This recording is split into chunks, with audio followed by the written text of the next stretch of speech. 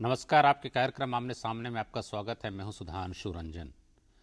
पत्नियों को ज्यादा अधिकार दिलाने के लिए हिंदू विवाह कानून और विशेष विवाह अधिनियम 1955 में संशोधन करने का प्रस्ताव है। सरकार ने मंत्री समूह की उस अनुशंसा को स्वीकार कर लिया जिसमें यह कहा गया है कि कुछ नए जो है प्रावधान जोड़े जाएं हिंदू विवाह अधिनियम 1955 और विशेष विवाह अधिनियम 1955 में, ताकि यदि तलाक होता है तो पत्नी को जो है पति की पैतृक संपत्ति पर भी हक मिलना चाहिए, अधिकार मिलना चाहिए, और अगर उसका बंटवारा नहीं हो सकता है तो पर्याप्त जो है मुआवजा कंपनसेशन दिया जाना चाहिए।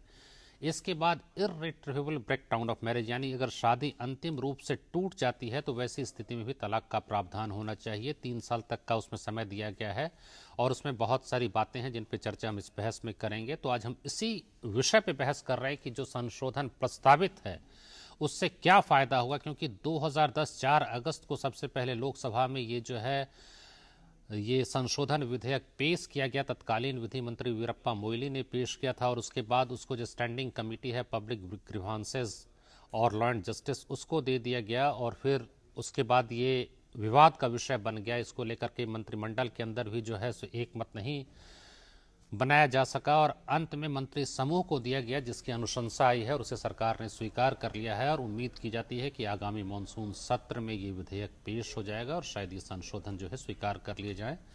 इसी पर आज हमारी चर्चा है। इस बहस में शामिल हैं दीपिका भारद्वाज, जो कि एक सामाजिक कार्यकर्ता हैं, All India Forgotten Women's Association के प्रतिनिधि हैं, वर्तिका नंदा हैं जो कि एक जानी मानी कवयित्री हैं, मीडिया विश्लेषक, सामाजिक चिंतक हैं और डोमेस्टिक वायलेंस के ऊपर इनकी पुस्तक भी है। साथ ही हैं शालिनी जैन जो खुद पीड़िता हैं और इनका कहना है कि पति की मौत के बाद ससुराल वालों ने इनको निकाल दिया घर से। और हमारे साथ हैं जानी मानी सामाजिक कार्यकर्ता और पूर्व पुलिस अधिकारी किरण बेदी। आप सबों का स्वागत है। साथ ही हमारे साथ एक और पुरुष पीड़ित हैं योगेश, उनके पास भी हम जाएंगे। तो सबसे पहले वर्तिका जी आप बताएं कि जो संशोधन प्रस्तावित है, दो मुख्य बातें हैं। एक तो मुआवजा की बात है और दूसरी बात है कि इर्रिट्रीवेबल ब्रेकडाउन, शादी अंतिम रूप से टूट जाए। कहा जा रहा है कि इसको विमेन फ्रेंडली बनाया जा रहा है, कानून ऐसा हो जो महिलाओं को जिससे मदद मिल सके। आप क्या मानती हैं?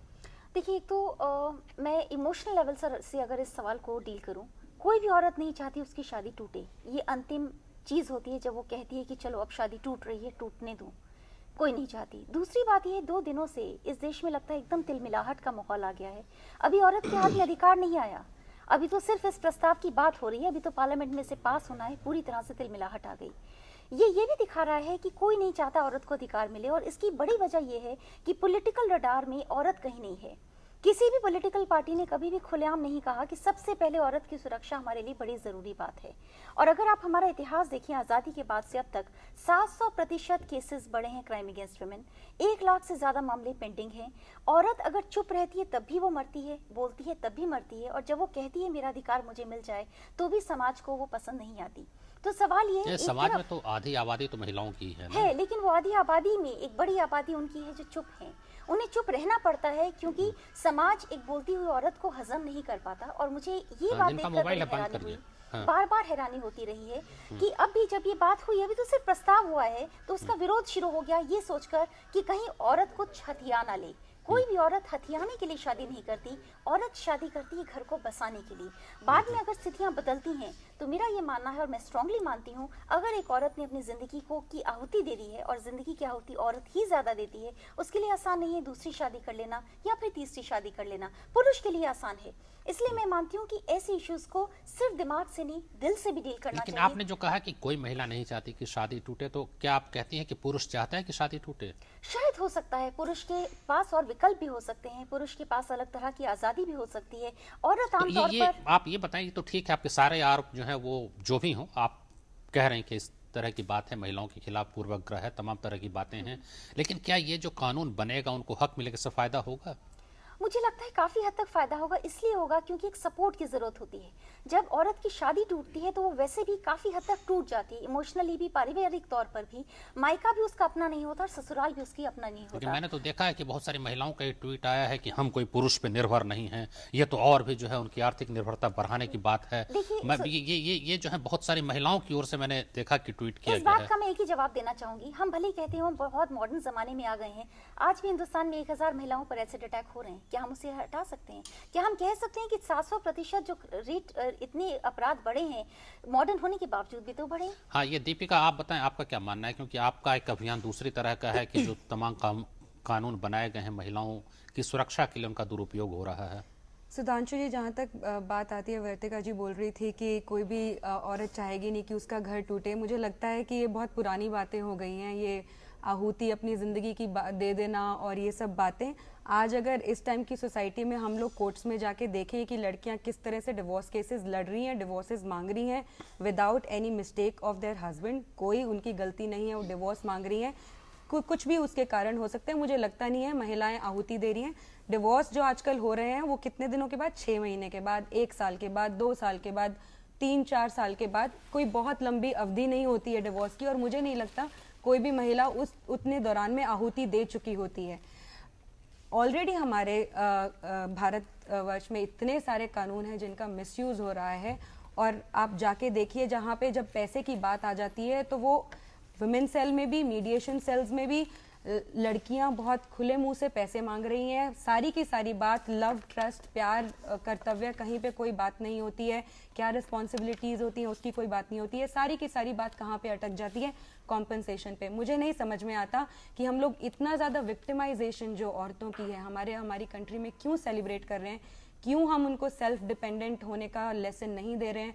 मुझे नहीं लगता कि हमेशा एक औरत को ये कहना कि हर चीज उसकी जिंदगी में उसके पति के ऊपर ही निर्भर करती है, जब वो उसके साथ हो तब भी वो उसके ऊपर पूरी ठीक है, डिपेंडेंट। आर्थिक निर्भरता होनी चाहिए, लेकिन जहाँ पे नहीं है, जहाँ औरत ने घर को संवारा है, सजाया है और उसके योगदान की कोई कीमत नहीं आंकी जा रही है, और अचानक चाहे जो भी परिस्थिति हो, जिम्मेदार चाहे जो भी हो, अगर तलाक हो जाता है, शादी टूट जाती है, तो क्या ये कर्तव्य नहीं है पति का और समाज का कि हम उसको पूरी तरह से आर्थिक रूप से सुरक्षा प्रदान कर सकें? मैं बिल्कुल आपके साथ सहमत हूँ।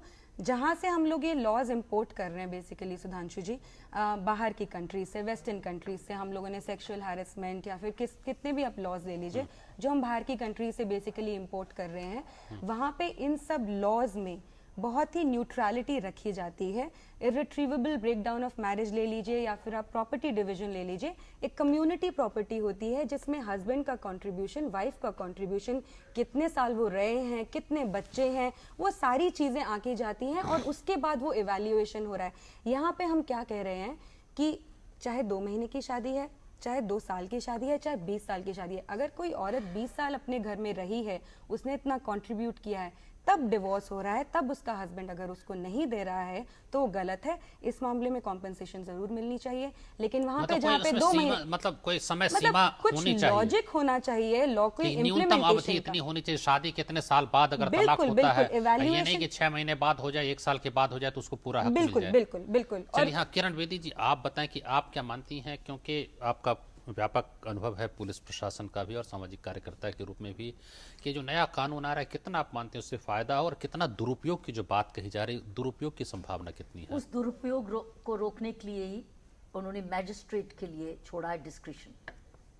50-50 नहीं कहा, जो बाहर कई कंट्रीज में 50% स्ट्रिक्ट, अब वो उन्होंने कोई परसेंटेज की बात ही नहीं की। ये रिकमेंडेशन में ये है कि मैजिस्ट्रेट के सामने जाए, that means it's case to case basis. तो वही बात So, है, दो उसमें cases निश्चितता से नहीं मिले। रहती है, अनप्रेडिक्टेबल हो गया वो। अनप्रेडिक्टेबल हो गया, हाँ। That's right. बट कहीं तो आप विश्वास करेंगे, तो इसका मतलब है दोनों जने अब केस मैजिस्ट्रेट असेस करेगा। अब सिचुएशन ये है कि पुरुष और महिला अपनी लीगल ताकत में बराबर नहीं होती।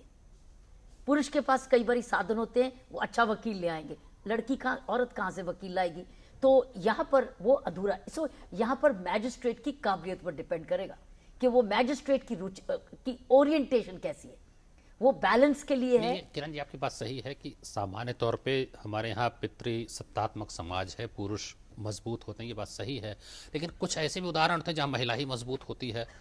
मतलब ऐसा तो है नहीं कि वैसा ये चीज आ जाएगी फिर मैजिस्ट्रेट के सामने कि महिला ऑलरेडी कमा रही है, महिला की अपनी प्रॉपर्टी है अगर वो कैटेगरी आए तो नेचुरली। इसीलिए मैं समझती हूँ जस्टिस डिमांड किया जा सकता है और जस्टिस जरूर होगा, क्योंकि मैजिस्ट्रेट के सामने अब एक तकड़ी होगी किधर मतलब आप ये मानती हैं कि ये जज के ऊपर छोड़ देना जो है अच्छा है? मैं समझती हूँ अच्छा ये मतलब प्रावधान बनाने के कि इतना प्रतिशत जो है उसकी संपत्ति दोनों जने एग्जैक्टली ये पूरा मूल्यांकन होगा। मैं समझती हूँ ये बेटर ही होगा। अगर वो जैसे कह रहे थोड़ा समय है तो योगदान क्या रहा, किसी ने गृहिणी बन के बहुत मेहनत की, पति ने खूब कमाया, उसने सारा घर की सपोर्ट दी और उसके अपने नाम पे कुछ नहीं है, सब कुछ पति के नाम पर विश्वास चलता रहा, एक दिन विश्वासघात हो गया और वो इरिट्रेबल मैरिज पर चला गया। लेकिन उसकी भी मूल्यांकन हो रही है कि उसकी कितनी सपोर्ट रही उस व्यक्ति को कुछ बनाने में। तो मैं समझती हूँ कि ये लेकिन किरण जी, जो हम लोग देखते हैं जो पारंपरिक परिवार हैं, वो बात सही है कि पत्नी का, महिला का बहुत योगदान होता है,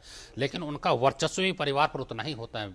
मतलब हम लोग देखते हैं वो पति जो है सो बिल्कुल सर नहीं हिला सकता। अगर वो कह देगी कि पैसा खर्च तुम नहीं कर सकते तो नहीं कर सकता है, भले पैसा पति कमाए लेकिन पत्नी का अधिकार होता है। सुधांशु जी, कोई दो घर बराबर नहीं होते, इसलिए जज के सामने मैं समझती हूँ केस टू केस बेसिस मेरे व्यू में जस्टिस हम आशा तो कर रहे हैं, इनजस्टिस तो नहीं। प्रिजम्पशन ये है कि दोनों को सुन के जस्टिस होगा, प्रिजम्पशन ये नहीं है कि दोनों को सुन के इनजस्टिस होगा। इनजस्टिस की प्रिजम्पशन तब होती है जब एक तरफी बात सुनी जाती है।